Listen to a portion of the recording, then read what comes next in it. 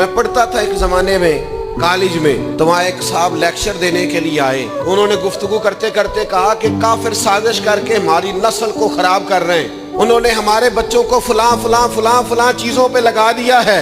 तो थोड़ी सी तबीयत इस तरह की थी कि बात वो किसी वक्त बर्दाश्त नहीं होती थी। तो मैंने बड़ी माजरत से उंगली खड़ी की। मैंने कहा अगर खू करे हमद से थोड़ा सा गिला भी सुन ले, अगर गुस्ताखी ना समझी जाए तो एक जुमला कहने की इजाजत हो।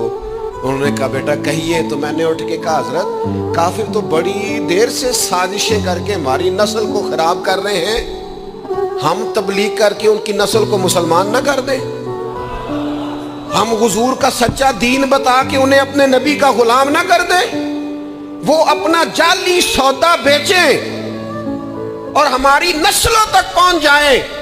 तो हम कितने निकम्मे सेलमैन हैं कि हमारा असली सौदा उनके घरों तक ना पहुंचे।